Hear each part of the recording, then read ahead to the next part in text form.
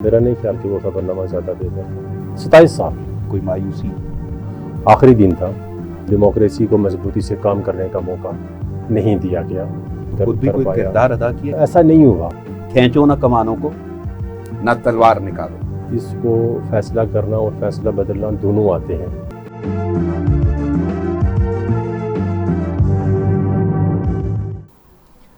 अस्सलाम वालेकुम नाज़रीन, नामावर के साथ मैं हूं राना आदि। इसी दुआ से प्रोग्राम का आगाज़ करते हैं कि अल्लाह रब्बुल इज़्ज़त हम सब के लिए आसानियाँ पैदा करें। आमीन। बढ़ते हैं प्रोग्राम की जानिब। और आज भी नामावर में शामिल है जो नामा, वो है रोज़नामा। और रोज़नामा के हवाले से जो शख्सियत मेरे पास मौजूद हैं, महदूद तारफ़ में मैं उनकी जानिब बढ़ूँगा, लेकिन ये ज़रूर बताऊँ कि एक तवील दौरानिया है, एक तवील अरसा है उनके तजर्बे का। मेरे साथ सहाफ़ी मौजूद हैं, शोबा सहाफ़त से ताल्लुक़ रखते हैं, इश्तियाक अहमद अब्बासी साहब। अस्सलाम वालेकुम अब्बासी। वालेकुम सलाम।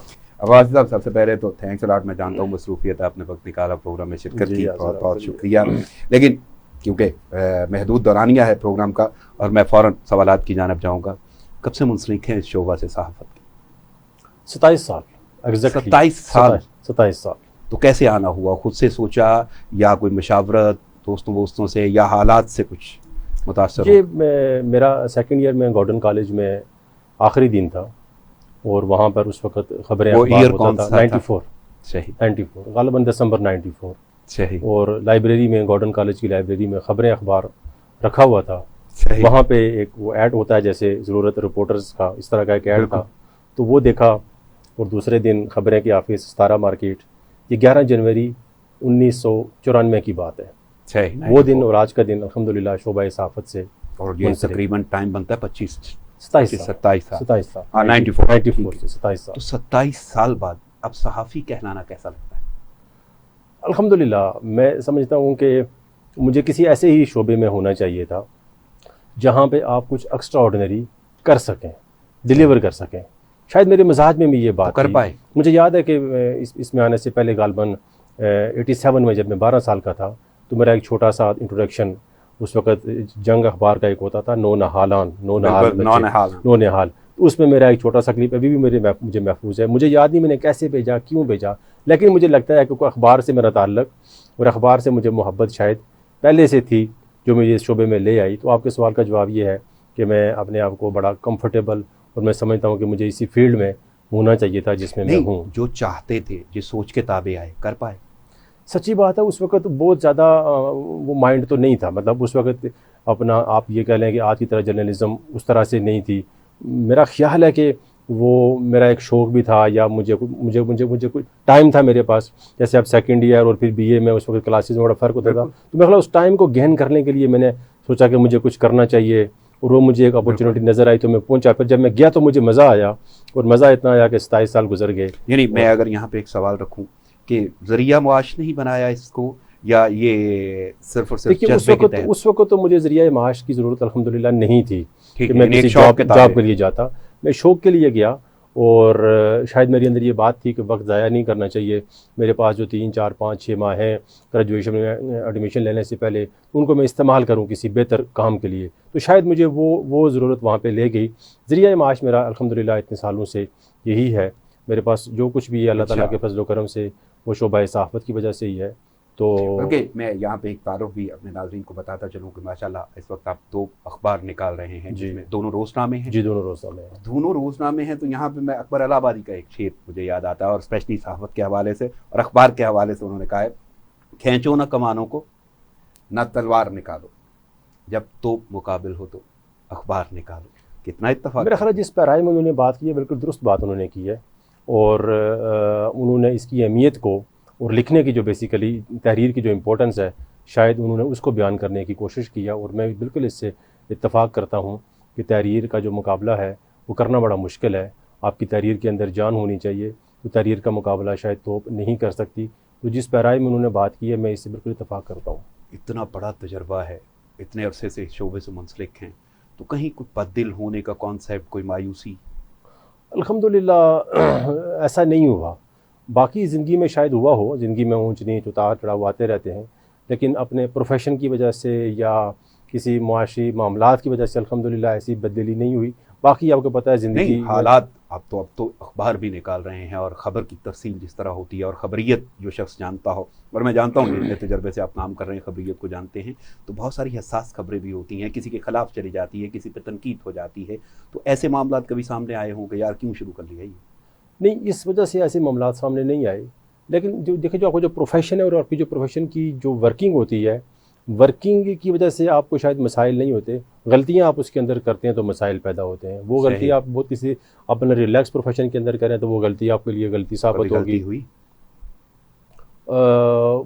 ब्लेंडर कभी नहीं हुआ, बहुत बड़ी गलती कोई ऐसी अल्हम्दुलिल्लाह कोई हरकत नहीं हुई। शुरू में कुछ चीजें होती हैं, जब एक वीकली हम निकालते थे अखबार, तो उस पूरा दौरान 2-4 खबरें ऐसी हमसे गई जो अब मैं समझता हूँ कि वो नहीं जानी चाहिए थी, और उस वक्त शायद आज वाला तजर्बा मेरे पास होता तो शायद हम उसको ब्रेक ना करते। तो इस तरह की चीज़ें ज़रूर। तवील सफ़र में कोई ऐसा लम्हा आया हो जिसमें बड़ा फ़ख्र महसूस हुआ हो कि यार आज वाकई मज़ा आया कि मैं सहाफ़ी हूँ, कोई ऐसे लम्हात हैं?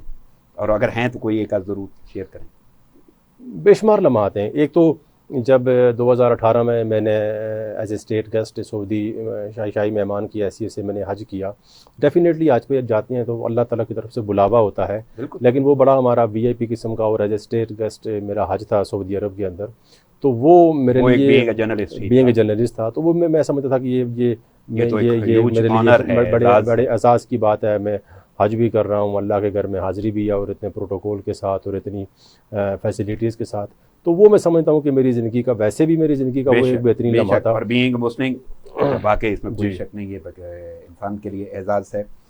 अब्बासी साहब, बड़े अदवार देखे होंगे, जितना तवील दौरानी है आपके तजर्बे का और जितने अरसे से इससे मुंसलिक हैं, अपने बड़े अदवार देखे, बड़ी हुकूमतें देखी, उनकी शिकस्त व रेख देखी होगी। इसके साथ साथ अगर मैं जुमला इस्तेमाल करूँ तो बहुत सारी तहरीक देखी, तो कैसा पाया?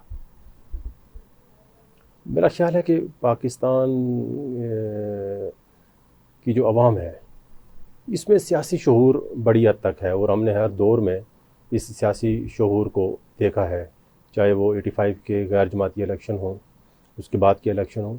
तो पाकिस्तान की कौम के अंदर जो चीज़ मैंने महसूस की, अगर आप इसको सियासी हवाले से, जमहूरी हवाले से देखें, तो पाकिस्तान की कौम एक ज़िंदा दिल कौम है, और इसको फ़ैसला करना और फ़ैसला बदलना दोनों आते हैं। सही। तो ये एक मैं समझता हूँ कि चलिए, कौम को तो सब कुछ आता है, सियासतदानों को कैसा पाया, हुकूमतों को कैसा पाया? मेरा ख्याल है कि पाकिस्तान में डेमोक्रेसी को मजबूती से काम करने का मौका नहीं दिया गया। जिस तरह डेमोक्रेसी होती है दुनिया के ममालिक में, पाकिस्तान में शायद जमहूरी और पार्लिमानी निज़ाम जो है वो उस तरह से मजबूती से काम नहीं कर पाया। किरदार अदा किया इसके लिए? किरदार इसमें मैंने हमेशा यही कोशिश की कि जमहूरियत को, डेमोक्रेसी को और आज़ादी राय को मजबूत होना चाहिए। आपकी आज़ादी राय पे कदगन नहीं होनी चाहिए, चाहे वो जमहूरी हुकूमत लगाए या आमरीत लगाए, वो नाकाबिल कबूल होती है और उसको कबूल भी नहीं करना चाहिए। तो मैंने हमेशा इसके लिए जो मेरे हिस्से का किरदार हो सका वो मैंने ज़रूर अदा किया। सही। सहाफ़त, ख़बरनामा तो देखते होंगे जी, और अगर देखते हैं तो आपने वो दौर भी देखा PTV का, जब एक ही चैनल था, सरकारी चैनल था, बड़े खुसूसी बुलेटिन आया करते थे, लेकिन अब तो निजी चैनल्स हैं और ब्रेकिंग का एक कॉन्सेप्ट है। तो क्या ख़बरनामे में क्या आपको कोई फ़र्क नज़र आता है? देखिए, लोग कहते हैं कि वो ख़बरनामा ज़्यादा बेहतर था, मेरा नहीं ख्याल कि वो ख़बरनामा ज़्यादा बेहतर था। देखिए, लोगों तक जो है वो खबरियत नहीं पहुँचती थी, और सरकारी TV चैनल कभी भी आवाम की तर्जुमानी या लोगों की तर्जुमानी नहीं कर सकता। इस वक्त भी जो हमारी ब्रेकिंग न्यूज़ की सिचुएशन है या जो ख़बरनामों की सूरत हाल है ओवरऑल चैनल्स की, वो भी कोई आइडियल किस्म की नहीं है। लेकिन बहरहाल ये दौर इस हवाले से उस दौर से बहुत बेहतर है कि आपको न्यूज़ कम अज़ कम मिल जाती हैं। और अब तो देखने वाला इतना समझदार हो गया है कि अगर वो मिर्च मसाले वाली न्यूज़ उसके सामने आती भी है तो वो मिर्च मसाला निकाल के उसमें से वो अपने मतलब की खबर बना लेता है। यानी हालिया दौर का तकाजा है, हालिया दौर का तकाजा है। जी, चैनल्स पे देख रहे हैं जी। खबरनामे का तरीका। फिर जो व्यूअर्स हैं उनका ये भी है कि उनको ये भी पता होता है कि ये खबर अगर फ़लाँ चैनल पे आ रही है और फ़लाँ के ख़िलाफ़ आ रही है तो ये कितनी सही होगी, कितनी गलत होगी। सही, यानी वो रिज़ेम्बलेंस भी तो है, लोग उससे लोग फ़ायदा उठा रहे हैं, लोग समझदार भी हो गए। सही। ऑटोग्राफ दिया कभी? ऑटोग्राफ लिया या दिया? दिया 2 दफ़ा मैंने शायद ऑटोग्राफ दिया है। कैसा ऐसे मौके आए, अच्छा लगा। मेरा ख्याल है कोई स्टूडेंट्स थे जैसे किसी स्कूल में। और बीइंग ए जर्नलिस्ट ही आप? जी, बीइंग ए जर्नलिस्ट। कभी सेल्फी वेल्फी भी बनवाई किसी फैन के साथ? सेल्फियां भी बनती रहती है बनती बनती रहती अच्छा, है। दौर है ना, दौर है। कोई दौर तो ऐसा भी होगा जब आपने ऑटोग्राफ लिया होगा, पहला ऑटोग्राफ किसी से लिया? मैंने जावेद चौधरी साहब से पहला ऑटोग्राफ लिया था, गालिबन ये 96-97 की बात है या 98 की बात है, उस दौर की बात है। जावेद चौधरी से मैंने ऑटोग्राफ लिया था और उसके बाद उनसे मुलाकातें भी रही? मुलाकातें भी रही उसके बाद उनसे जिक्र भी किया? उनसे मुलाकातें भी रही, जिक्र ऐसा शायद मैंने नहीं किया, लेकिन ऑटोग्राफ मैंने उनसे लिया और मेरे पास अभी तक उनका ऑटोग्राफ महफूज भी है। ये ऑटोग्राफ उन्होंने मुझे राबी सेंटर मरी रोड में दिया था। चलें, हालात और वक्त ने इजाज़त दी तो ज़रूर डिस्कस भी होगा उनके साथ भी, लेकिन महदूद वक्त है। आखिरी क्वेश्चन मैं पूछूंगा, इतना वक्त, इतना दौरानिया आप इस काम से मुंसलिक भी रहे और ख़ुद भी ये काम कर रहे हैं, अखबारात अपने चला रहे हैं, तो ऐसी सूरत हाल में आने वाले सहाफ़ियों के लिए या आने वाली नस्ल को कोई पैगाम देंगे? मेरा ख्याल है आने वाली नस्ल को जदीद टेक्नोलॉजी से ज़रूर इस्तेफ़ादा करना चाहिए। प्रिंट की, इलेक्ट्रॉनिक की जो सिचुएशन है वो एक नई उसमें जिद्दत की तरफ जा रही है, तो जो नए आने वाले हैं उनको उसकी तरफ ज़रूर उससे इस्तेफ़ादा करना चाहिए। और अखबारात जो पढ़ने का ट्रेंड है उसमें कमी नहीं आई, उसमें इजाफ़ा हुआ है, लेकिन उसका जो मैकेनिज़्म है वो थोड़ा तब्दील हो गया है। अब अगर आपकी ख़बर के अंदर जान होगी तो आप पूरी दुनिया तक उसको फैला सकते हैं, और अगर आपकी ख़बर के अंदर जान नहीं है तो आपकी ख़बर 20 साल पहले भी ठुस थी, वो 20 साल बाद भी ठुस होगी। तो खबर के अंदर जान पैदा करें, सही खबरियत को जानना चाहिए। तो आखिरी बात मैं ये कहना चाहूँगा कि तहकीकाती सहाफ़त की तरफ नए आने वालों को ज़रूर जाना चाहिए। इस वक्त अगर मैं देखूँ तो मुझे इन्वेस्टिगेशन जर्नलिज्म जो है उसकी बड़ी कमी महसूस हो रही है, और शाज़र नाज़र कोई कई दिनों बाद या कई हफ्तों बाद कोई एक्सक्लूसिव न्यूज़ हमारी नज़र से गुजरती है। तो जो तहकीकाती सहाफ़त जो आज से 10-15 साल पहले थी वो आज थोड़ा कम हो गई है। सही इश्तियाक अहमद अब्बासी साहब, महदूद वक्त के बाद मुझे इजाज़त लेना होगी। आपकी आमद और वक्त का बहुत शुक्रिया। नाज़रीन, प्रोग्राम का वक्त महदूद है और महदूद दौरानिए की वजह से मुझे आपसे इजाज़त लेना होगी। तो याद रखिएगा। अल्लाह निगहबान।